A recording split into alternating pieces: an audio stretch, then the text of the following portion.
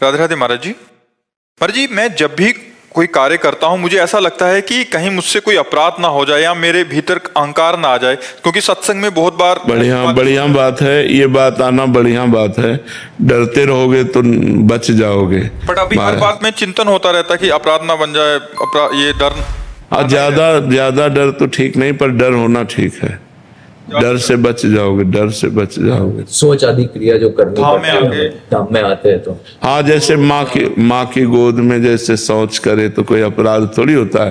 तो वृंदावन तभी माँ है, माँ की तरह कृपालु है। अब हम यहाँ आएंगे तो लघु शंका भी यही करेंगे, शौच भी यही करेंगे। तो माँ है, वृंदावन धाम माँ है। तो हम माँ की गोद में जैसे शौच लघु शंका हो गई तो उसे अपराध थोड़ी माना जाता है। छोटा बालक तो हम भगवान के धाम के आगे तो छोटे बच्चे ही है। तो हम बच्चे की तरह अपने को देखें, वृंदावन को माँ की तरह देखें तो कोई अपराध नहीं। अंत में सबका अंत क्या है? परमात्मा ही तो है। प्रारंभ क्या है? परमात्मा ही तो है। मध्य क्या है? परमात्मा ही तो है। बीच में क्यों रुके हो? फिर बढ़ो। अगर बहुत सोचने वाले हो तो उसको अंत तक पहुंचाओ। सोचो, अगर सोचने में लगो तो सोचो आप कौन है। अरे आदि भी वही है, मध्य भी वही है, अंत भी वही है, सब परमात्मा स्वरूप है। ये अभी मलिन बुद्धि है इसलिए पकड़ नहीं पाती। नाम जप करो, खूब नाम जप। देखो, इस शरीर को पवित्र मानते हो ना, इस समय नहा धो के आए हो, लेकिन यहाँ यही सोच भरी है। इतनी झिल्ली की केवल बात है नहीं, यही सोच भरी हुई है, यही तो मल भरा हुआ है। केवल ऊपर से चमड़ी धो लिया तो पवित्र हो गए क्या? ये रसोई है, ये शौचालय है, यहाँ से भोजन जाता है, सब यही है, एक ही शरीर में है, इसी घर में सब कुछ है। तो इसलिए खूब नाम जप करो। महाराज जी, ये काफी जनों का भी प्रश्न ऐसा होता है कि जैसे बहुत कुछ सुन लेते हैं, वो इतने भयभीत हो जाते हैं, इतना सोचने लग जाते हैं कि भजन भोजन तो एक साइड, कहीं हाथ लगा दिया तो इसको हाथ लगा दिया, फिर मतलब हाथ ही धोते रहो। एक तो कल आए थे, कह रहे मैं पूरा दिन हाथ ही धोते रहता हूँ। हम इसीलिए असलियत समझाते हैं कि पवित्रता क्या है। विचार की पवित्रता है। शरीर कभी पवित्र हो सकता है क्या? मलाशय मूत्राशय सब यही तो है ना। तो चमड़ी से, जैसे रेशम के कपड़े में रेशम पवित्र होता है और उसके कपड़े में, थैले में मल भर दिया जाए और ये आपको पता हो तो आप क्या उसे पवित्र मानेंगे क्या? तो ऐसे चमड़े के थैले में मल भरा हुआ है यहाँ, और क्या है? अंदर ही तो भरा हुआ है।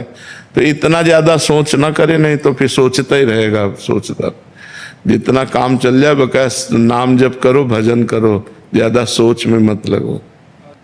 अब ऐसे ऐसे लोग हैं, छू जाए तो नहा ले, दूसरे का शरीर छू गया तो नहाने जा रहे हैं, कपड़ा सहित नहा रहे हैं, और तुम्हारे शरीर में क्या है?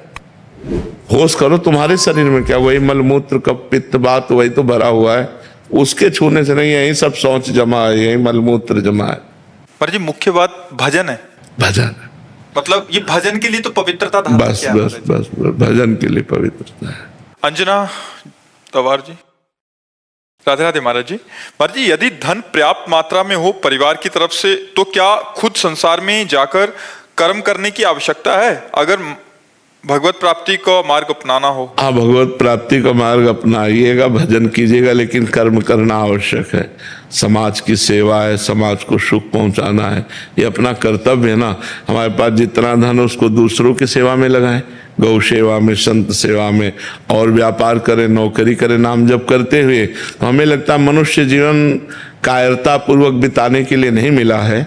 इसे संघर्ष में, मेहनत में खूब कर्म करके और समाज को सुख पहुंचावे, ऐसा करें, ऐसा करें। पर्याप्त धन है तो अगर हम जवान हैं, स्वस्थ हैं, तो हम कर्म करें और धन एकत्रित करें, अस्पताल बनवा दें, ऐसी चीजें कर दें जिससे हमारे समाज को सुख मिले। मान लो फ्री डॉक्टर है, फ्री औषधि है, तो बहुत से गरीब ऐसे लोग हैं जो इसका लाभ ले सकते हैं।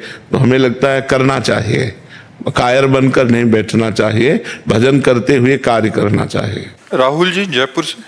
श्री हरिवंश। श्री हरिवंश महाराज जी। महाराज जी, आपने सत्संग में बोला था कि काशी में जब हमने बहुत शास्त्रों का अध्ययन किया और पूरा बस्ता भरा रखा रहता था, लेकिन जब वृंदावन आए तो गुरु कृपा से जो मिला उसने हमारे जीवन का नक्शा ही बदल दिया। सब शास्त्र का अध्ययन एक, अब हम सब कुछ भूलना चाहते हैं। पहले याद करना चाहते थे, कि इस शास्त्र में ये लिखा है, इस शास्त्र में अब सब कुछ भूलना चाहते हैं, केवल राधा राधा राधा राधा राधा, केवल राधा राधा, अब सब कुछ भूलना चाहते। तो वो महाराज जी यानी गुरु जो वो कृपा से जो मिलता है वो सर्वोपरि है। हाँ। तो लेकिन महाराज जैसे आज मैं आपकी शरण में हूँ तो मैं तो वो नीच हूँ, वो अधम हूँ, तो मुझे से आपकी शरण कैसे तो ये बहुत बड़ी बात तुम्हें सुनने को मिली कि अब मैं सब कुछ भूलना चाहता हूँ, केवल राधा राधा राधा याद रखना चाहता हूँ। पकड़ लो तो तुम्हें पढ़ना नहीं पड़ेगा, इतना दौड़ना नहीं पड़ेगा, राधा राधा राधा राधा राधा। सही बात, अब हम सब कुछ भूलना चाहते हैं कि मुझे कुछ याद नहीं है, एक ही उत्तर है, राधा राधा राधा राधा। तो महाराज जी अपने जीवन में वो देनता वो कैसे लाएं? जैसे आप कोई भी आता है, संत आता है, आप भजन से आ जाएगी, भजन। और जहाँ जहाँ अहंकार होता है वहाँ वहाँ भगवान खटिया खड़ी बिस्तरा गोल कर देते हैं। नहीं, अब जैसे अपने लोग हैं ना, तो अपनी ऐसी स्थिति समझ में आती है कि अगर अंगुली ऐसे भी हो रही तो मेरे भगवान की कृपा से हो रही, मेरी सामर्थ्य नहीं कि मैं ऐसे अंगुली कर सकूं। बिल्कुल सच्ची समझो, भगवान के बल से हो रही, मेरी ऐसी सामर्थ्य नहीं मैं अंगुली कर सकूं। भगवान का खूब नाम जप करो तो ऐसी अहंकार गलित हो सकता है, नहीं तो बहुत कठिन है अहंकार गलित होना।